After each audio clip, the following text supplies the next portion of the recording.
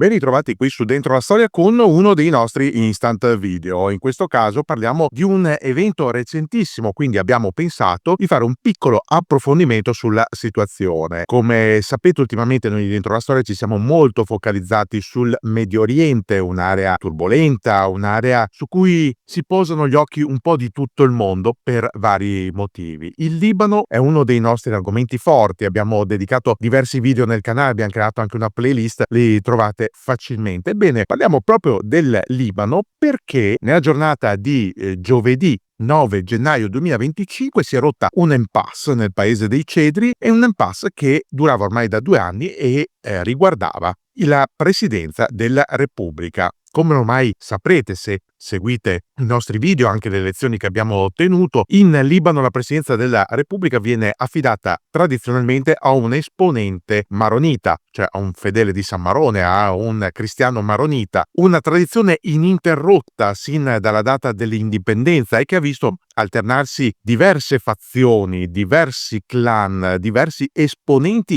o non solo di famiglie e di interessi, soprattutto di idee politiche. C'è stato un presidente mancato, Bashir Gemayel, che non fece in tempo a insediarsi perché venne ucciso in un attentato dinamitardo prima proprio dell'insediamento. Ci sono stati degli interim anche molto lunghi, un interim ad esempio che ha riguardato non un maronita ma un sunnita, Najib Mikati, si è concluso proprio pochi giorni fa con l'elezione del nuovo capo dello Stato, che è Joseph Aoun. Aoun è un cognome che sicuramente avete già sentito. Il precedente capo dello Stato, sempre un maronita, si chiamava Michel Aoun, ma Joseph Aoun e Michel Aoun, nonostante il cognome, non sono parenti. È una credenza diffusa che abbiano un grado di parentela in comune, in realtà non è così, ma sono accomunati da un ampio background. Ovviamente tutti e due sono maroniti e fino a qui niente da stupirsi. Tutti e due sono stati generali dell'esercito. Michel Aoun durante la fase finale della guerra civile, quella del 75-90, una fase in cui Aoun prima prese le parti della questione internazionale, poi intervenne a favore del governo legittimo, infine accettò una designazione assolutamente errata come capo dello Stato e anche capo del governo, provocando una crisi tale che fece compattare tutte le altre forze contro di lui e contro i maroniti, portando agli accordi di Taif e alla sua partenza in esilio. Aoun poi è tornato in Libano e sulla scena politica con un diverso schieramento, faceva parte dello schieramento cristiano-maronita che appoggiava Hezbollah. Ora arriva Joseph Aoun, un altro generale che proviene dall'arma di fanteria, ma è stato anche nelle forze speciali. Nella sua carriera, ad esempio, ha fatto parte dell'unità speciale Magawer, quella unità speciale che combatté nella fase finale della guerra cosiddetta di eliminazione, la parte finale della guerra civile, e che successivamente è stata impegnata in questioni di antiterrorismo. Ebbene, Joseph Aoun è completamente diverso da Michel Aoun. Innanzitutto, se Michel Aoun era promosso, appoggiato da Hezbollah e dai suoi alleati, Joseph Aoun è stato sempre appoggiato da Samir Geagea, il capo delle forze libanesi, l'erede della Falange, un schieramento completamente opposto a quello di Hezbollah. Ma c'è di più. Pensate che la candidatura presidenziale di Joseph Aoun non è stata solo appoggiata dalle forze libanesi. Anche il Qatar, che finora ha giocato in Medio Oriente un ruolo molto fluido, un po' da sponsor e portavoce di Hamas, un po' da soggetto deputato a convogliare le varie parti per dei cessate il fuoco, per degli accordi. Ecco, anche il Qatar ha dato il proprio benestare alla candidatura di Joseph Aoun, smentendo quindi in questo caso l'appoggio a Hamas e attraverso Hamas a Hezbollah. Alla fine, a far convergere i voti su Joseph Aoun è stato un altro personaggio ancora, Walid Jumblat, il capo del blocco democratico, il riferimento della comunità drusa. Jumblat è sceso a patti coi suoi antichi nemici delle forze libanesi per far eleggere un presidente che fosse l'esatto opposto della politica degli ultimi 12 anni in Libano, cioè un presidente anti-Hezbollah. È un fatto nuovo, è un fatto rivoluzionario per il Libano, soprattutto per la politica interna. Come si può leggere tutto questo? Beh, è chiaro che la recente caduta del regime di Assad in Siria ha provocato un effetto domino. Gli appoggi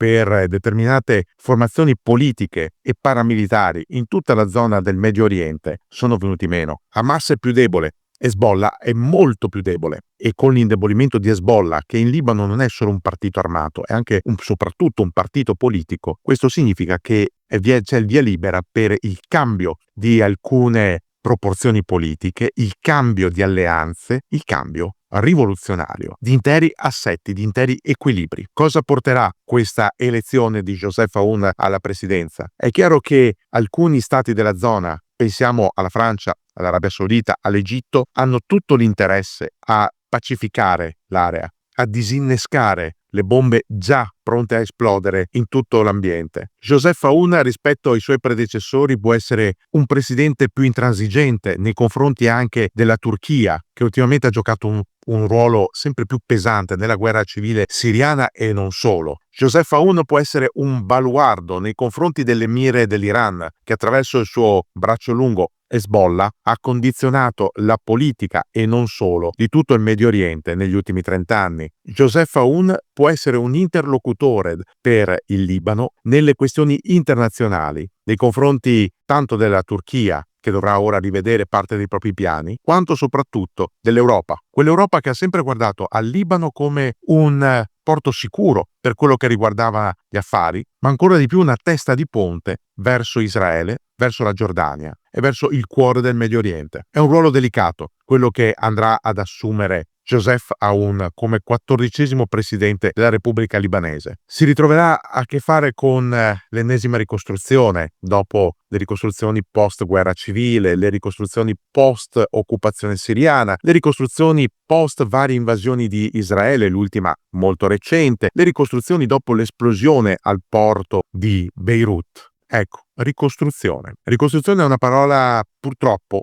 o per fortuna, a seconda di come la vogliamo vedere, chiave nella storia del Libano. Si cerca sempre di ripartire, di costruire, di rifare qualcosa, di rimettere in piedi una società, oltre che uno Stato, più che semplicemente le infrastrutture, in perenne precario equilibrio. Il Libano è sostanzialmente uno Stato in default, ma ha la possibilità di ricominciare. Per ricominciare è chiaro che avrà bisogno dell'appoggio di diversi Stati vicini e non solo, che dovranno garantirgli stabilità economica, fiducia e apertura ai mercati. Ce la potrà fare? Io sono un vecchio romantico. Ricordo quando il Libano veniva definito la Svizzera del Medio Oriente, le banche, le gioiellerie, gli affari che si potevano fare. È un clima antico, forse non tornerà più, ma quello che possiamo sperare tutti quanti è che questa nuova presidenza di Joseph Aoun possa davvero segnare un passo in avanti per un paese così bello, così complesso, eppure così martoriato. Un paese che ha radici antichissime, pensate ai Fenici, i cedri del Libano, se ne trova uno addirittura della loro bandiera, erano gli alberi che usavano i Fenici per costruire le loro navi, e poi gli arabi, i crociati, i loro castelli sono ancora in zona, la civiltà levantina, i bizantini, e poi fino ad arrivare al mandato francese e ai giorni nostri. Il Libano ha una storia complessa, ha una storia fatta di comunità che a volte si distruggono l'una con l'altra, ma altre volte riescono ad andare d'accordo l'una con l'altra,